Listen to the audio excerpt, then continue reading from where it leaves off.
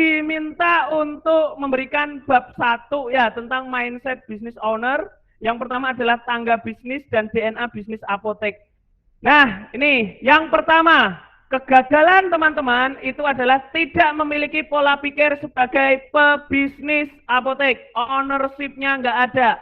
Maka apalagi terutama apoteker nih, ini harus mulai itu teman-teman punya mindset tentang pebisnis yang namanya the real pebisnis. Nah, tangga bisnisnya itu adalah starting, profiting, systemizing, multiplying, investing gitu ya. Nah, ketika kita buka bisnis pemula itu maka mulai dari starting tuh. Kecuali Bapak Ibu sudah pernah berbisnis. Maka tinggallah belajar ini, cari jenderalnya, mulai itu untuk melevelkan starting. Starting, profiting di tangga bisnisnya.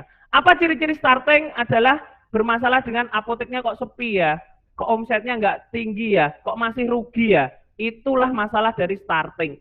Kemudian gimana ya pola marketingnya ya, gimana cara marketing yang bagus ya, gimana mencoba-coba mengaplikasikan ilmu-ilmu, itu adalah pola starting nih. Catat nih. Kalau udah profiting, nanti masalah yang terjadi adalah, wah batinnya wes ono, tapi kok bocor oke ya. Kok uangnya, omsetnya makin naik, kok nggak ada uangnya ya. Omsetnya makin naik, kok hutangnya makin naik, uangnya cuma untuk melunasi hutang ya. Nah, itu nanti sudah di fase profiting tuh. Memaksimalkan gimana profit itu benar-benar jadi uang. Itu. Nah, di masalah profiting ini juga mungkin ada SDM keluar masuk, seperti itu bisa tuh. Maka kemudian naik kalau masalah profiting ini selesai, maka di level systemizing. Systemizing itu ciri-cirinya gini, kok aku nggak iso ninggal lungo bisnisku ya, kok aku nggak bisa ninggal pergi bisnis saya ya, itu di level systemizing ya. Nah, kalau Anda pergi dari bisnis Anda seminggu atau 2 minggu, ambiar bisnisnya, bubar bisnisnya, karena pikirannya itu hanya ada di Anda. Pikiran ini hanya ada di Anda, maka bubar gitu ketika bisnis di level sistemasi. Kalau Anda sistemasi ini belum menjadikan benahi, fondasinya belum dibenahi, maka yang terjadi adalah ketika Anda menduplikasi, makin banyak cabangnya, makin pusing. Maka level sistemasi ini harus diselesaikan dulu. Pertanyaannya sekarang adalah, di bisnis Bapak Ibu yang ada, entah itu apotek, entah itu bukan, entah itu klinik, entah itu bisnis lainnya, entah itu properti, Bapak Ibu yang di sini ini, 50 orang di sini ini, di level mana bisnis Anda? Chat, aku mau tahu nih, chat, ayo chat. Level mana bisnis Bapak Ibu di sini sekarang? Ayo chat, ayo tak tunggu ya, chat. Saya mau tahu tuh level Bapak Ibu di mana ya. Ayo silahkan. Entah itu di apotek, entah itu bukan di apotek. Ayo di level mana Bapak Ibu bermula. Oke, starting. Ada yang lain? Ada? Ayo yang lain. Yang sudah pernah punya bisnis? Ini starting semua ya? Serius, woi Bu Mei Ika, oke 50% sistemasi, 50% multiplying. Maka kalau di level sistemasi ada 2 yang harus dipegang. Yang pertama membentuk tim, yang kedua adalah membentuk sistem. Sistem bukan software, software adalah salah satu sistem. Membentuk tim, timnya apa? Timnya adalah terdiri dari pilar-pilar yang nanti akan membantu kerja teman-teman semua. Kesalahan teman-teman di level starting itu hanya fokus di pelayanan apotek, baik saat apotek sepi ataupun sudah rame. Ini kesalahan teman-teman nih.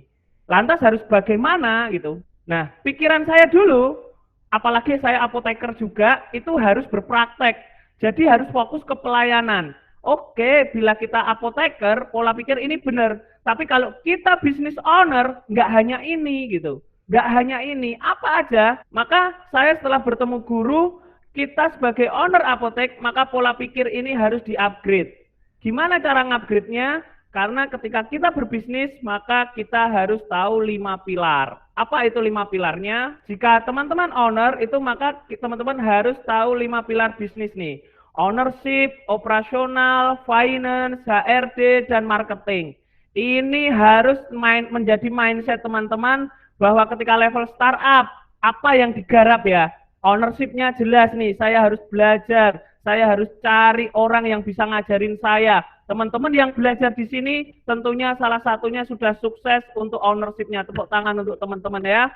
Ownership level pertama, teman-teman sukses karena teman-teman mencari ilmu sebelum melakukan itu. Nah, setelah pada saat profiting, apa yang harus difokuskan? Apakah marketingnya dulu, HRD-nya dulu, operasinya dulu, atau finance-nya dulu? Ini menjadi pertanyaan juga gitu. Apa sih yang marketing itu yang harus dilakukan? Marketing itu yang harus dilakukan adalah gimana caranya orang agar tahu apotek kita. Yang kedua, setelah orang tahu, gimana caranya agar orang yang tahu itu datang ke apotek kita. Setelah datang ke apotek kita, gimana caranya agar orang yang datang itu beli di apotek kita. Setelah beli, gimana caranya orang yang beli itu beli lagi di apotek kita. Setelah beli lagi di apotek kita, gimana caranya agar dia beli lebih banyak di apotek kita.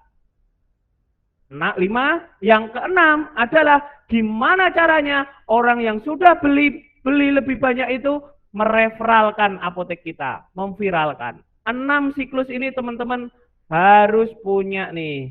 Ini pemahaman level startup, 6 ini harus mulai dipahami teman-teman.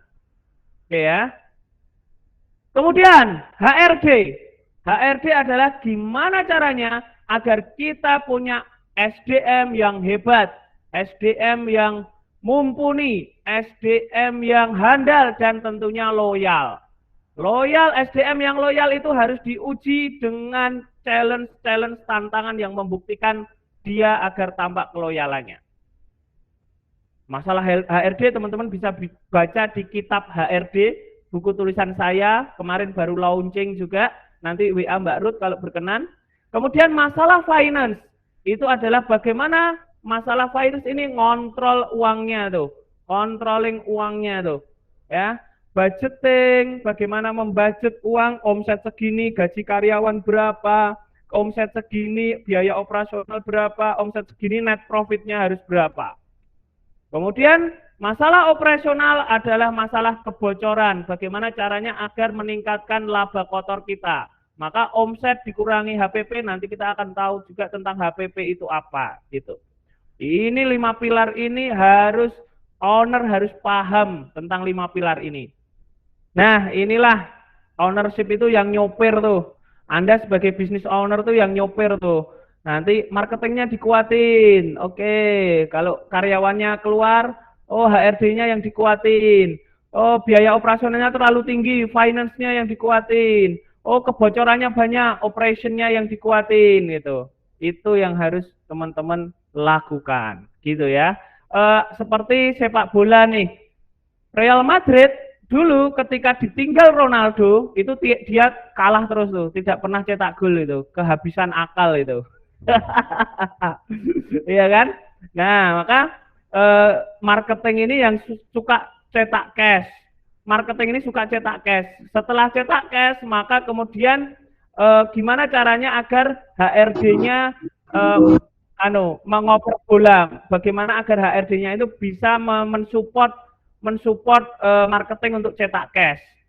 Kemudian operasionalnya agar back itu sebagai back agar tidak bocor itu kan. Nah, penjaga gawangnya agar kita bisa menang itu adalah finance. Bisnis itu kan permainan skor angka loh. Menang kalah dalam waktu. Kapan kita menang? Apa kita draw? Kita menang nih ya itu. Jika apoteknya masih sepi, ya owner, istri owner gitu kan. Andi, istri Andi gitu ya, dijagain semua sendiri gitu. Fokusnya ke marketingnya tuh, kalau apoteknya masih sepi tuh, bagian marketing difokuskan, konsep apotek harus kuat tuh. Itu kalau apoteknya masih sepi ya. Nah, kalau apoteknya mulai sistemasi, duplikasi nih, mulai nih ada manajernya, store manajernya ada nih, marketing, finance, administrasi, operation, SDM, ini harus ada nih, harus ada. Business owner memiliki tim dan tugas business owner tidak lagi mengurusi eh, bawah itu. Tugas business owner itu ngurusin tim sama ngurusin pelanggan. Itu yang harus teman-teman lakukan, mengkoordinasi tim agar dia bisa ngurusin pelanggan gitu. Nah, apotek baru itu fokus ke marketing untuk mendatangkan banyak orang ke apotek. Itu butuh tim marketing. Kemudian kuatkan value apotek untuk membuat yang sudah datang itu menjadi pelanggan. Itu perlu tim ahli itu. Apotekernya itu sesungguhnya yang harus membuat value apoteknya itu menjadi bernilai. Apoteker memegang peranan penting. Jangan sampai apoteker Anda tekap. Juga jangan sampai dia menolak obat. Apa-apa obatnya nggak dijual. Gimana caranya agar apoteker itu bisa menjual obat gitu. Kalau dia ngeyel, ini obat ini nggak bisa dijual. Ya gimana kalau bisa? Kalau ada orang yang butuh, gimana caranya agar bisa? Oh perlu dokter, oh perlu ini, perlu ini. Nah itu harus disediakan. Gitu. Itu apotekernya memegang peranan penting. Jangan sekali-sekali buka apotek tanpa apoteker. Nah ini nih. Kalau 4 pilar ini belum tersistemasi, konsep bisnisnya belum matang, duplikasi akan nambah masalah nih. Duplikasi akan nambah masalah. Ini kalau 4 pilar belum tersistemasi, itu ya. Nah ini apoteker pemilik apotek harus tambah kemampuan nih, business owner skill ya. Marketingnya, gimana cara marketingnya, SDM-nya, operationnya, finance-nya. Ini technical skill ini teman-teman kalau masih startup harus belajar semua tuh, gitu. Itu ya, bagaimana cara jualan. Nah, nanti makin lama naik technical skill-nya, teman-teman mulai ke owner skill, bisnis skill-nya yang dikuatkan gitu. Nah, awalnya tadi saya nggak setuju ya, kalau apoteker itu harus belajar itu semua gitu. Karena prinsip dulu saya, apoteker itu harus praktek, iya praktek, dan nggak ngurusin itu. Perhatikan, kebanyakan apoteker, apalagi fresh graduate, nggak akan ngurusin 4 pilar yang tadi. Dia hanya ngurusin pelayanan gitu. Dia nggak memikirkan gimana supaya apoteknya rame. Maka teman-teman sebagai business owner yang harus ngajarin. Karena di kuliahnya diajari ini hanya sedikit. Wong saya juga dosen. Ketika saya memasukkan kurikulum ini harus seperti ini, harus seperti ini, harus seperti ini gitu. Bahkan saya ngundang ahli untuk kuliah tamu itu, enggak, jangan gitu gitu. Saya ada di oh ya udah kalau gitu nggak apa-apa lah. Alhamdulillah ngurangi kompetitor. Nah, teman-teman kalau berkembang, teman-teman business owner harus bisa melihat dari helikopter view dan bagian pelayanan cari apoteker yang bukan kita. Itu kalau nanti sudah mulai level profiting, sudah level marketing, sistemasi, apotekernya serahkan ke orang lah. Dan teman-teman itu melihat helikopter view, apotekernya harus bisa kita kendalikan. 4-6 tahun bolehlah kita nungguin apotek. Kalau sudah bisa bayar apoteker, ya harus mulai naik level. Tapi apotek wajib dijagain apoteker, teman-teman. Itu wajib ya. Mazhabnya saya apotek harus dijagain apoteker tuh. Nah, kenapa harus dijagain sendiri dulu? Nah, awal-awal kenapa harus dijagain sendiri dulu? Kalau apalagi teman-teman belum pernah bisnis lainnya ya. Kalau belum pernah bisnis lainnya, teman-teman harus dijagain dulu.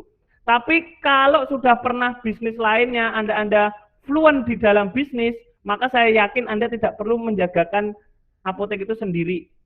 Apalagi Anda sudah punya prinsip marketing, prinsip operation, prinsip finance, prinsip HRD, ini nggak perlu dijagain. Teman-teman tinggal pilih store manager, itu yang Anda lakukan gitu ya. Nah, oke. Kenapa dijagain sendiri? Karena untuk mematangkan bisnis modelnya, memahami roh kekuatan apotek kita masing-masing. Karena value apotek di masing-masing owner itu berbeda. Berbeda banget. Kemampuan produk knowledge-nya, kemampuan mau yang dikuatkan di sisi mana, apakah retailnya, ataukah B2B-nya, ataukah produk alkesnya, atau apa lainnya, itu berbeda-beda bisnis modelnya. Mari kita bedah tentang bisnis model ini. Next. Nah ini, DNA bisnis apotek. Ada apotek yang mengandalkan resep dokter. Biasanya ada dokter-dokter yang praktek. Kemudian ada yang mengandalkan swamedikasi, pengobatan untuk diri sendiri. Maka yang dijual adalah obat-obat bebas, obat-obat keras, dan beberapa obat wajib apotek yang bisa dikeluarkan oleh apotek gitu. Kemudian ada yang apotek lengkap, mengandalkan apotek lengkap gitu. Pokoknya semuanya lengkap gitu. Kemudian apotek yang harganya murah itu semuanya murah, itu ada juga bisnis modelnya. Nah, mari kita cari tahu masing-masing bisnis model itu nyari uangnya di mana. Nah, ini bisnis model kanvas ya, teman-teman harus belajar ini. Teman-teman harus belajar ini. Saya tidak akan ngajari secara detail, tapi teman-teman ketika segmen pelanggan apotek yang dipilih itu sudah ada, kemudian nilai unggul yang harus dimiliki apotek yang dibutuhkan pelanggan kita itu spesifik sekali, maka gimana caranya promosi agar nilai unggul itu tersampaikan oleh pelanggan. Setelah itu gimana caranya pelanggan bisa mendapatkan layanan yang kita miliki, itu bisa outlet, bisa antar jemput gitu kan. Kemudian gimana cara agar pelanggan yang udah beli mau beli ke kita lagi.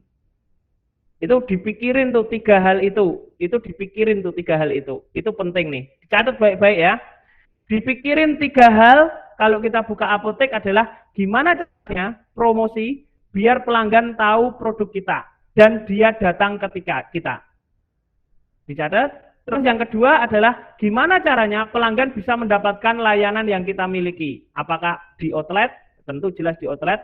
Atau ada lainnya antar jemput bisa, atau WA bisa, atau seperti apa, itu dipilih. Terus yang ketiga adalah gimana cara agar pelanggan yang udah beli mau beli lagi ke kita. Diteleponi setiap hari, dilayani sembuh tidak sembuh gitu. Itu customer pelayanan setelah pembelian. Kemudian kegiatan apa yang harus dilakukan, kemudian siapa tim kita, siapa partner yang mendukung ini, dan kita ngambil keuntungannya dari mana, biaya apa yang dikeluarkan, dan kita ngambil keuntungan di mana, itu ya. Nah, ini 4 bisnis model apotek, ada resep dokter, harga murah, swamedikasi, OTC, suplemen. Ini teman-teman coba lihat. Kalau yang di mall-mall itu kebanyakan bisnis modelnya adalah OTC, suplemen. Kalau yang ada dokter praktek itu biasanya mengandalkan resep dokter tuh. Maka marketingnya itu sesungguhnya adalah di dokter itu, karena dokter itu di apotek sana aja gitu pasti mau. Nah, ini yang dokter itu perlu dipahami bahwa sesungguhnya mau keunggulan Bapak Ibu semua itu ada di yang dokter itu, di resep dokter itu gitu, di kepercayaan pasien terhadap praktek dokternya.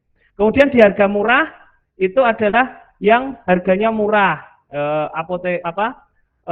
obat-obat yang harganya murah, potong semua gitu.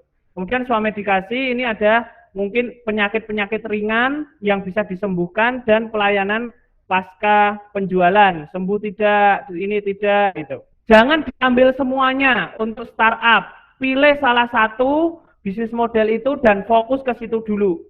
Kalau satu udah bisa, udah ada omsetnya, udah jalan, baru ngambil bisnis model yang lainnya untuk diterapin di apotek teman-teman.